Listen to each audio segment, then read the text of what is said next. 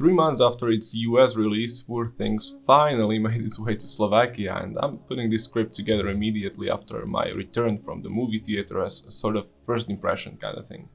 Because oh boy, there's a lot to talk about. Yorgos Lanthimos' Poor Things is a surrealist story of Bella Baxter, a young woman with a childlike mind, a product of an unorthodox experiment conducted by Godwin Baxter, a rather eccentric professor and surgeon in Victorian London. Godwin, or God as he's to his own amusement often called, came to possession of a body of a young pregnant lady who committed suicide and drowned in Thames. Rather than trying to save her, he instead concludes that this is in fact a brilliant opportunity for him to try and play God, pardon the pun. So instead of, trying CPR or something, he replaces the young woman's brain with the unborn infant's. This is how Bella comes to be, and the film is centered on her journey of self-discovery, emancipation, and self-realization. I'll start by saying that Poor Things is a gorgeous movie to look at. The camera work, as it's pretty much always the case in Lanthimos' movies, is incredible, and combined with the breathtaking sets and costume design, it creates an almost hypnotic experience. It also sounds great, the music by Jerskin Fendrix often enhancing the childlike perspective of Bella, and paired with clever editing, the weirdness of it all, and of course great performances by all the actors, it often creates hilarious moments despite the movie tackling some complex and difficult topics. So the style is there. Where the film starts to fall apart for me is the substance, or a lack thereof. Coincidentally, during the past few months I've been reading different books centered on the ideas of feminism and to a degree gender theory, ranging from works from the 40s to the contemporary ones, and it's been a great exercise broadening my perspective on these movements. And looking at the message, the main theme of Poor Things, I can't help but feel that it's very heavy-handed in what it tries to tell the viewer. But hey, at least there is some substance, something it wants to tell, unlike some of the previous Lanthimos' works. When watching The Killing of a Sacred Deer, I was intrigued by the weirdness of it all, waiting for the punchlines and payoff, and instead of that I was shown a huge middle finger in the form of Deus Ex Machina of gargantuan magnitude, where things just happen without any rationality behind them, other than the obvious, oh well, but this is basically an ancient Greek tragedy set in the modern world, and you never fucking complained that you didn't get a rational explanation of why shit happened to Antigona or Oedipus, so piss off, mate. So yeah, Poor Things is way better than that, but still it isn't good. Right from the get-go you can see the movie wants to tackle some heavy topics, as the protagonist is the embodiment of the born sexy yesterday fantasy that is generally used to cater to the male audience. But there's a catch, you horny possessive perverts in search of submissive anime waifus. The subversion stems from the fact that this is not a movie told from the perspective of one of you, it's the waifu story. And I love that it takes this fairly frequently used trope and it uses it to show a mirror to the audience members. What I don't love is how it does this, and that's what I meant by the heavy-handedness and clumsiness. Poor Things is a movie that tells the right thing the wrong way. There's a trap that filmmakers and screenwriters often fall into headfirst, and to be fair, it's understandable because it's not that easy to avoid. I'm talking about nuance in how your story is presented, the moment your story becomes a vessel for your lesson instead of a vessel for your characters. If the audience member realizes this, they're gonna feel betrayed. A great story always comes with a lesson, but a lesson for the sake of lecturing might come off as patronizing and unnecessary. To get to the more tangible part of what I'm talking about, I'll go through all the male characters in Poor Things. And unfortunately, you'll soon come to realize that each and every one of them is a despicable asshole for one reason or another. Godwin is intelligent but arrogant hermit, mistreated by society for his deformed face and used as a lab rat by his father as a child. He spends his days conducting atrocious and inhumane experiments. When he creates Bella, he treats her as an experimental subject in the first place, and does everything to keep her in isolation despite her wishes. Only later he develops a kind of paternal bond to her and allows her to make her own decision. Not really a charmer, this Victor Frankenstein, but as you'll see, he's actually one of the least fucked up men in the whole movie. Max is a student at the university who becomes Godwin's assistant with the whole Bella project. He seems kind and sweet and nice, but in fact he's the worst piece of shit in the entire movie. He falls for Bella despite, or maybe perhaps exactly because of her childlike innocence, but he doesn't have the balls to do anything about it. However, as soon as God suggests him to marry Bella, at this point basically a toddler, he agrees once again, not having the balls to do this time the right thing and say decisive no. Even worse, to soothe his conscience, he says that he will do so only if she agrees. Too bad she doesn't know shit about the whole idea of getting married, so her consent is literally worthless. There's also God's condition that they both won't be able to leave the house, and Max, a textbook simp, is happy to oblige. Fucking prick, I swear, but it gets worse.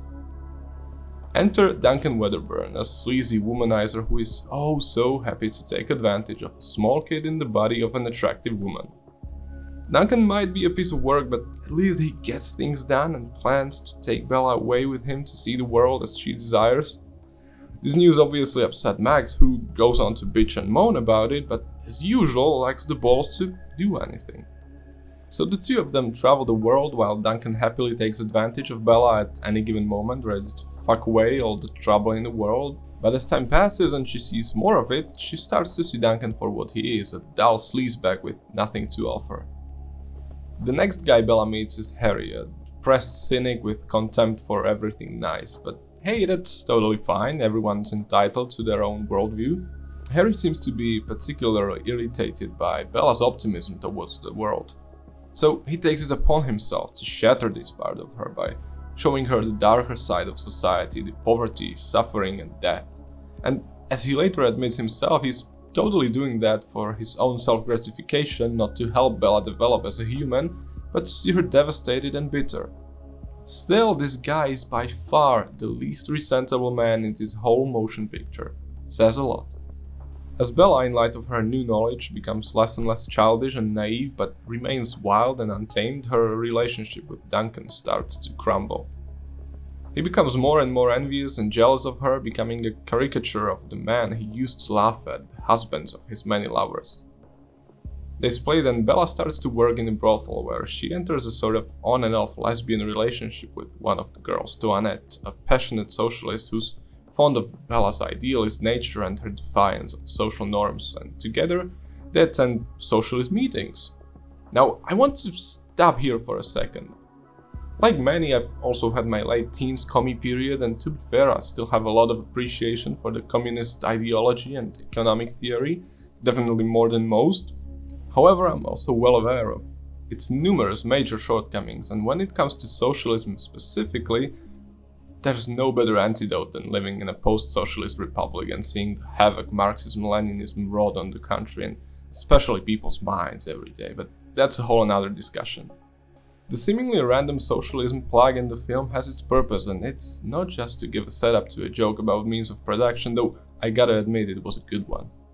It's hardly news that due to an intersection of the sets of goals of the feminist and socialist movement, the two often merge together. You might hear things such as woman cannot be emancipated unless she takes part in production on a large social scale and is only incidentally bound to domestic work.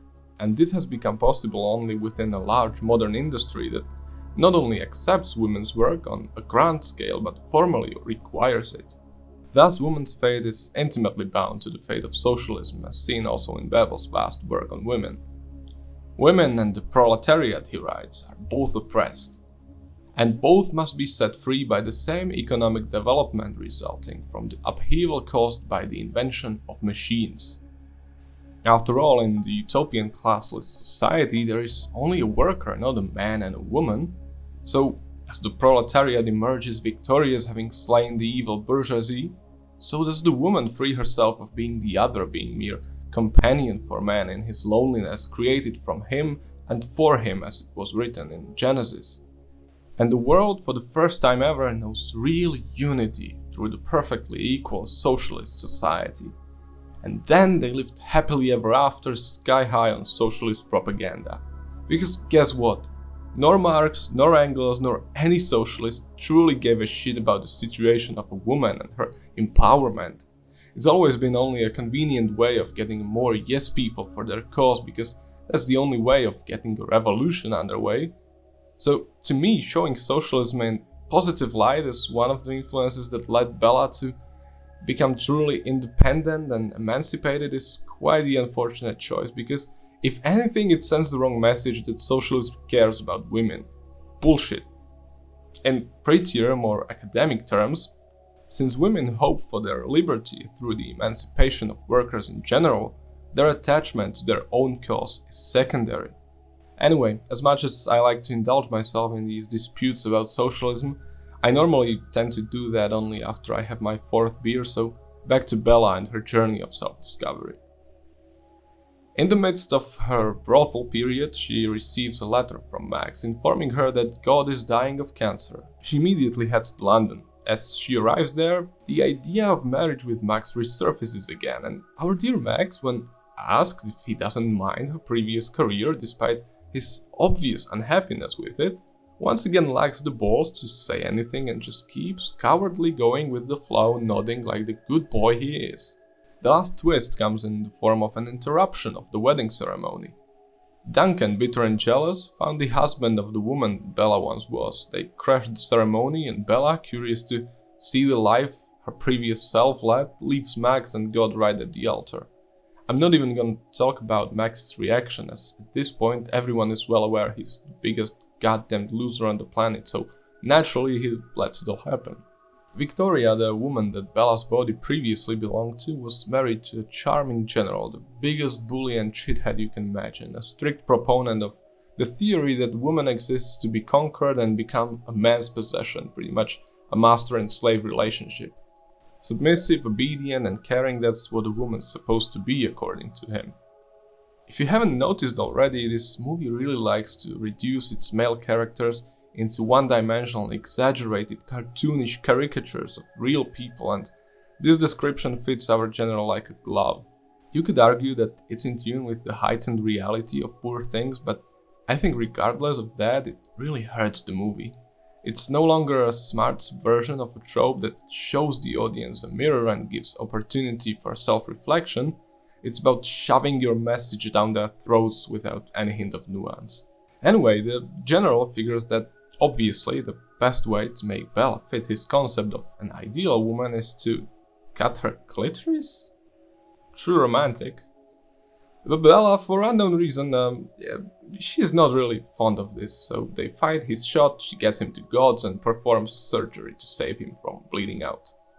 Also, speaking of trimming someone's clit, I guess you could dive into the symbolism in that and the very liberal stance towards physical love that Bella adopts, which, to be fair, makes sense given the circumstances of her quote-unquote growing up, free from the shackles and influence of religion or even a general morality the society adopted.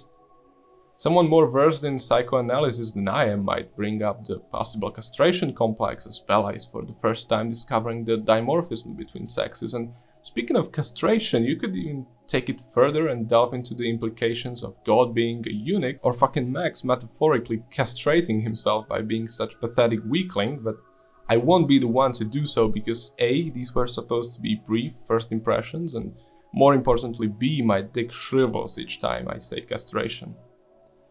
Simply put, there's more to be talked about. Some of it I haven't brought up at all or just glanced over, and there's surely a good portion I missed or it just went over my head, but this is very much a personal and therefore subjective look at things, so keep that in mind. The movie closes with God dying, signifying that we've come full circle, his death being the final step in Bella's transformation into the woman she's become based on all her experience. The last scene is the one of a microcosm of the possible utopian society the socialists keep blabbering about. It's Bella in the garden with Felicity, another experimental girl like her that God and Max made after she left, as if they weren't perverted enough. There's also God's servant, but she's no longer a servant really, and there's Max and Toinette, which one of them is Bella fucking? Both? Neither? Who knows? My money's on Toinette, with Max furiously wanking in the corner. And there's also the general, but as Bella puts it, he's improved now, with a goat's brain transplanted, enjoying tasty leaves of a nearby bush.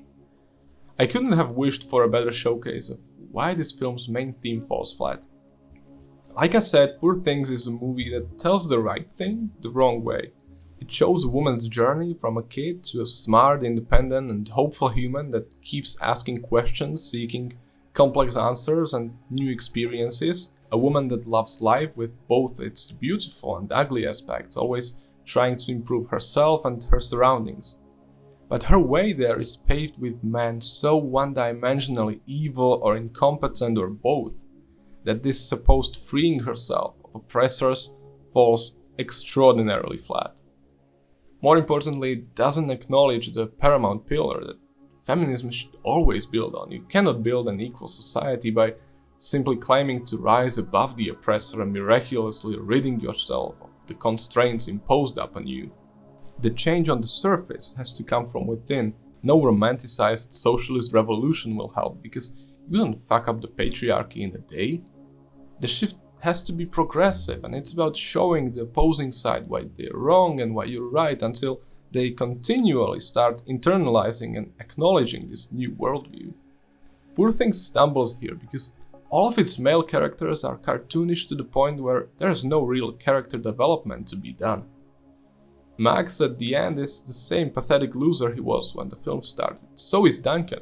The only one who goes through some change is the general, but it's not a willful change. It's not that he was presented a new perspective that would make him rethink his ways. No, he was instead quite literally lobotomized, made into a laughingstock, a man-goat abomination. If instead of being able to persuade your opponents you have to resort to ridiculing them, then you messed up. Big time.